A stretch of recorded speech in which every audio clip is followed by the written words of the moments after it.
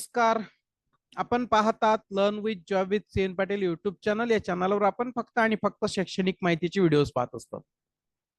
आज आपण एक नवीन माहितीचा व्हिडिओ घेऊन आलेलो आहोत. तो म्हणजे ज्यावेळेस आपण कॉम्प्युटरचा वापर करत असतो, संगणकाचा वापर करत असतो, त्यावेळेस आपल्याला बऱ्याचशा शॉर्टकीज जर आपण वापरल्या तर आपला त्यात वेळ वाचत असतो. आणि म्हणून कॉम्प्युटर वापरताना त्या कुठल्या कुठल्या शॉर्ट कीज आहेत की ज्यांचा वापर आपण सहज करू शकतो आणि त्या वापराची आपल्याला दैनंदिन याच्यामध्ये गरज सुद्धा असते. ते आपण आजच्या व्हिडिओमधून पाहणार आहोत. व्हिडिओ शेवटपर्यंत पाहायला विसरू नका. तत्पूर्वी तुम्ही चॅनलला पहिल्यांदाच भेट दिली असेल तर आणि अद्याप चॅनल सबस्क्राईब केलं नसेल तर चॅनल सबस्क्राईब करायला विसरू नका. म्हणजे आपल्याला नवनवीन माहितीचे जे काही व्हिडिओ आहेत त्या या चॅनलवर येतील आणि त्याच्या नोटिफिकेशन्स आपल्याला प्राप्त होत जातील. तर मित्रांनो, बघूया काय आहेत ते शॉर्ट कीज.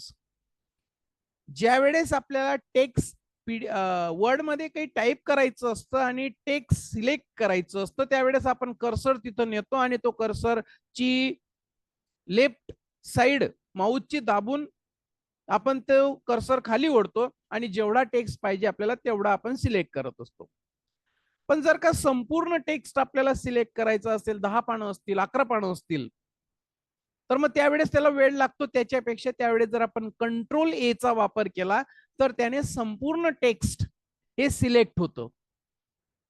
जर समजा तुम्हाला काही अक्षर बोल्ड करायचे असतील, कंट्रोल बी केला तर त्याच्याने अक्षर बोल्ड होतात.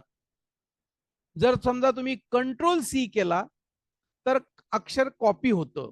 एकदा तुम्ही सिलेक्ट करून घेतलं जेवढं पाहिजे आहे तेवढं, त्याला कंट्रोल सी केला तर कॉपी होतं. त्याच्यानंतर कंट्रोल डी केला तर त्याचं डुप्लिकेट तयार होतं.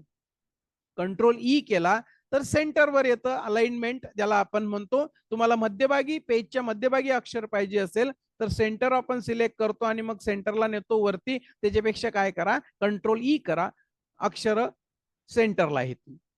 कंट्रोल एफ, ज्यावेळेस एखादं टेक्स्ट असतं आणि त्या टेक्स्ट मध्ये आपल्याला काही नाव वगैरे शोधायचं असतं किंवा काही स्पेसिफिक गोष्ट शोधायची असते त्यावेळेस आपण कंट्रोल एफ करा आणि तिथं ते टाईप करा, म्हणजे आपल्याला ते फाइंड करणं सोपं जातं. कंट्रोल जी गो टू याच्यासाठी आहे. रिप्लेस करायचं असेल तर कंट्रोल एच ही शॉर्ट की वापरा. जर समजा तुम्हाला इटॅलिक मध्ये ते अक्षर पाहिजे असेल तर कंट्रोल आय ही शॉर्ट की वापरा.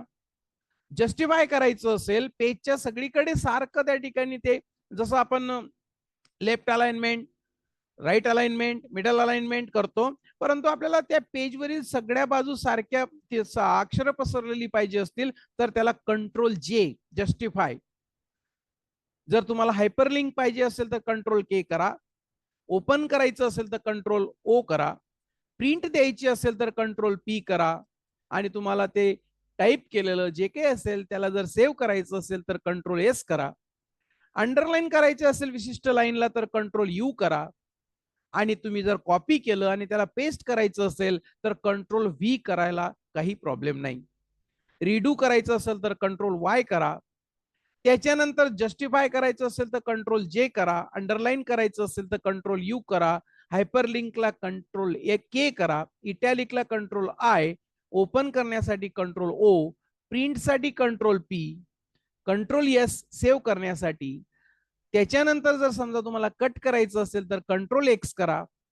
त्याच्यानंतर जर समजा तुम्हाला एखादं अक्षर रिडू करायचं असेल, जे काही झालं तुमचं डिलीट झालं असेल त्याला परत आणायचं असेल तर कंट्रोल वाय करा. कंट्रोल झेड ने सुद्धा अंडू होतं. आणि पेस्ट करायचं असेल तर कंट्रोल व्ही करा. तर या पद्धतीने आपल्याला या शॉर्टकी वापरून कॉम्प्युटरमध्ये त्या ठिकाणी थोड्याफार प्रमाणात आपल्या ज्ञानामध्ये भर पडू शकते.